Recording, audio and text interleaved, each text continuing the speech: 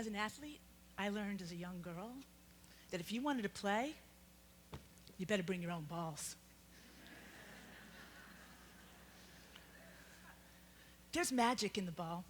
You can pick which one means something to you. Strength of human spirit.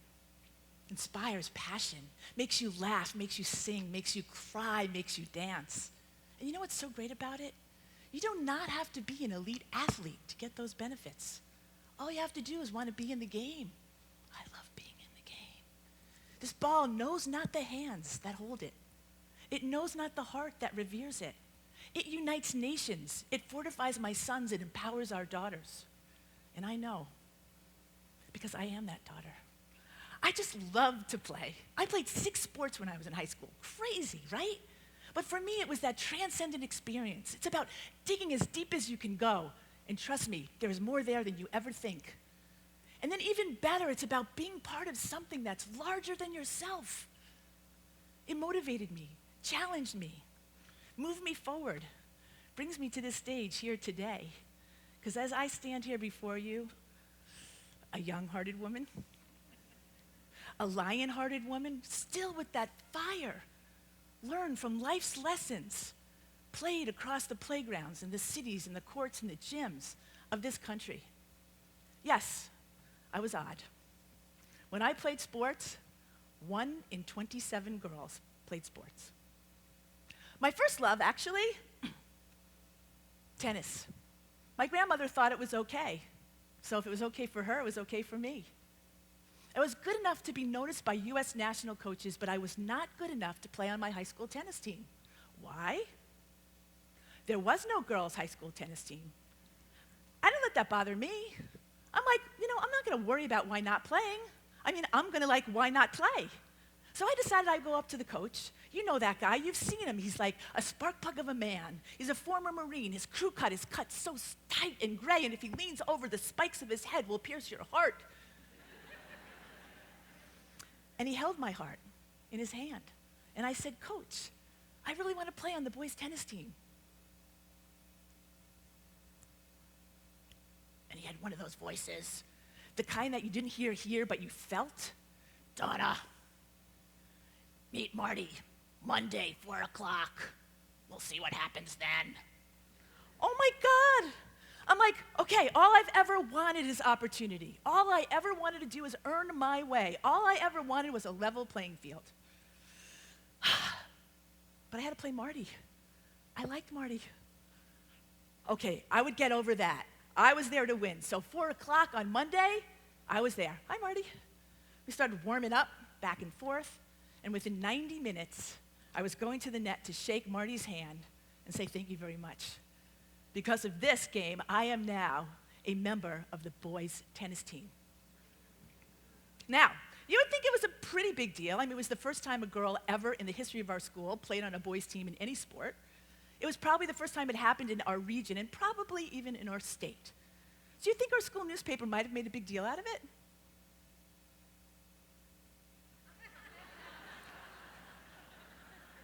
And you thought that the bathroom wars just started? So, for me, I ultimately found my passion on a 94 by 50 rectangle. My dreams could have no boundaries. It's where a suburban girl traveled to parks and playgrounds and learned how to celebrate this very urban game. And actually, it's where I learned to be steeled. It was where I learned to get my why not. It kind of looked like this. I would go to the playground.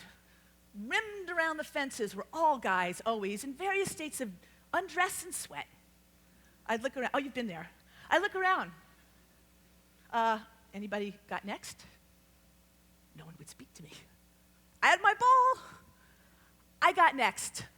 And then I'd look around just daring somebody to say that I didn't.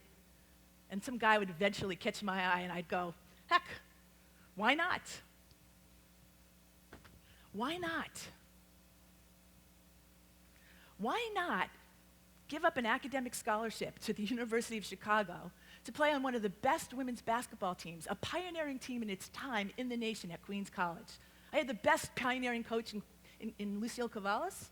And why not make history? Because we ended up being the first women's team ever to be invited to play in the mecca of basketball, Madison Square Garden. You know, why not drop out of graduate school to play in the first women's professional basketball league? Why not?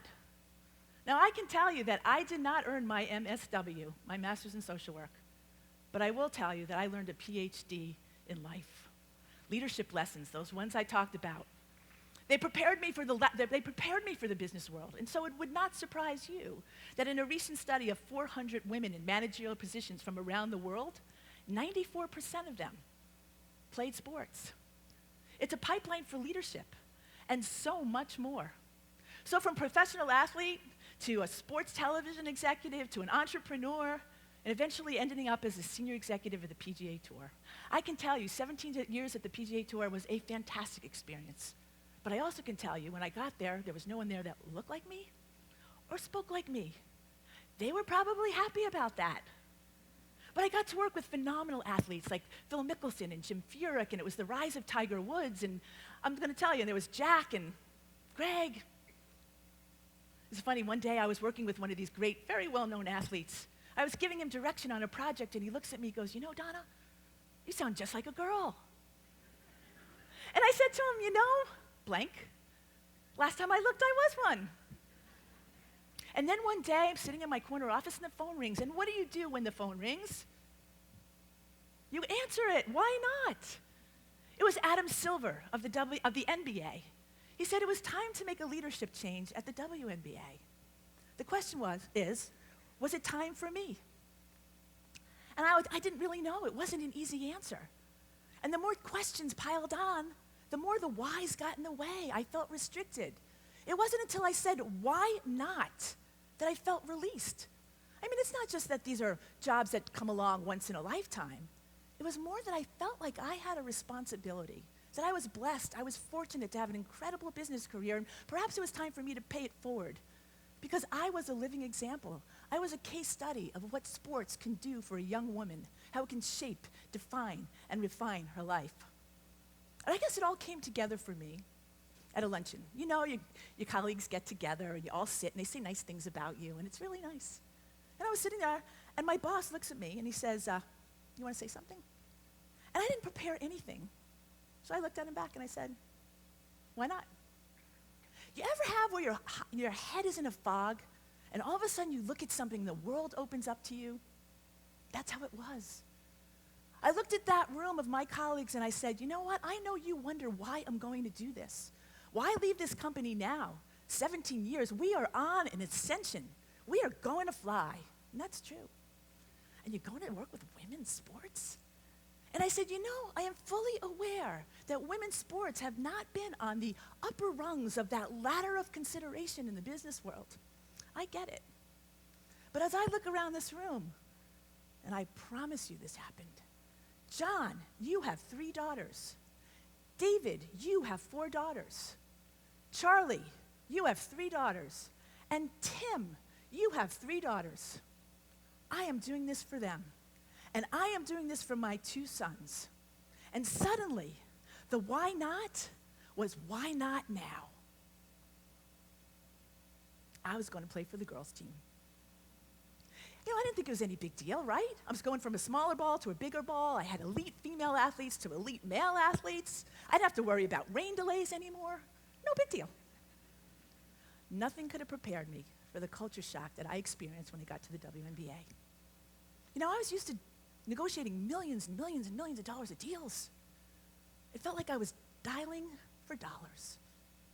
Nothing could prepare me for the harsh judgment, the prejudice, the bias, the resistance. I'm like, whoa, what's going on here? And yet the offset of that were these phenomenal, beautiful, talented, passionate athletes. They were so much about grace and grit on the floor and off the court. There was Lisa Leslie and Tamika Catchings and Becky Hammon. Today it's Maya Moore and Candace Parka and Nneka, right? These traditions of phenomenal women athletes continues. And we all need strong women role models. And I would love how my sons would come to the game. They'd bring their whole baseball team and all these young boys running around getting these girls' autographs. "Hey, Mom, look who I got." I'm like, yeah, that is really special. But really, as you take a step back, what is it all about? It's a litmus test of our culture, of how we feel about strong women. And even if the ones who want to use their elbows don't mind getting dirty or a little sweaty. I have to just tell you, these jobs, you go there, I'm a sports marketer. I wasn't. I actually was a social anthropologist. I was on the front lines of commerce and culture. And you know what I learned? I learned about how men felt about women. I learned about it economically, socially, culturally, politically. I learned the good, and there was so much good. I learned the bad, and I learned the ugly. I can talk to you about locker room talk. I learned about how women felt about women. And I can tell you, at first, it was stunning. The social pressures that guide us in our behavior, and yet now to see this evolving sisterhood of cheerleading and support, it is encouraging. And then I learned about how we felt about ourselves, right? How I felt about myself, the demands, the doubts, the dreams. I felt like it was a spiritual coming home. And then I realized that young girl who stood up and made that unprecedented ask to play on the boys' tennis team was now making that same kind of bold ask for opportunities and validation for young girls and women all around this country. After 35 plus years, I was still asking, why not? Now, things have changed and they've moved along quickly. Now, 1 in 2.5 girls play sports. I always want to know what the half girl looks like. So we've made a lot of progress, but I still wonder why we don't act, why our behavior belies our best interests. What do I mean by that? Who's the best collegiate basketball team in the country? I gave you a hint. I shouldn't have done that so quickly. Okay, if you say UConn, you're right. Way to go. They've won 4 national championships, and yet last year, if I went to go buy a ticket for the men's team, the Huskies, or the women's Huskies team, which ticket costs more? The men. Take a step back. Why is that so? But more than that, what does it say about us as a society? We're supposedly be all about performance and winning, and yet our best team doesn't demand the best prices. Or let's talk about the U.S. women's national soccer team, right? Winner of 3 World Cups. We're a long way off from that on the men's side, and yet this past year they filed a pay equity suit. Why? And I'm going to tell you, there's no straight lines. It is complex issues. I have been involved not only under the car, under the hood, and behind the curtain, so I'm not going to pretend that it's easy. All I'm saying is if we take a step back, what does it say about us? What does it say? At a time, too, when leadership is at such a premium, when the competition for talent is being played over a global stage, really, where are our women and girls? Now, I can put up a lot of facts for you, but I'm not, because I don't want you to understand it here. I want you to understand it here. Here. So, imagine you take two 6-year-olds, a boy and a girl.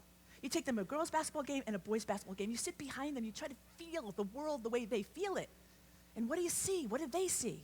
How many people are in the stands? Is the concession stand open? What's the buzz in the hallways? What are my teachers saying? Does my principal act the same way? Shall we talk about newspaper coverage?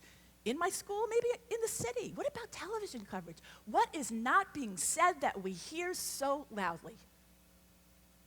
And then we wonder. And then we wonder the impact of the future of our children and ultimately us. I just wanted to ask you, you thought this was all going to be about fun and games, right? But it is. It's just the game of life. And the question is, how do you want to play it? For me, I'm all in. So I ask you, what is your why not? I sometimes think if I didn't ask my coach, maybe my life would have been changed. But so would have his, because he would have never had the opportunity to say, hell yes. Maybe I should ask you what your hell yes is. It inspired me to create a platform around women and girls that's about elevating them, called Generation W. And then it brings me to ask you this. If you truly believe in valuing the individual merits of each and every one of us, why not work to shift the paradigm? And if you really believe in people, if you believe in you, then why not be a game changer? You know, in sports, before we do anything, we come to the court or before a game, you know what we do.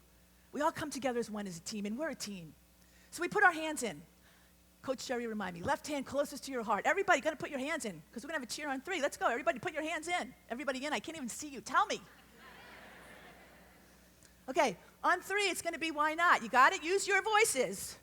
1, 2, 3. Why not? Thank you.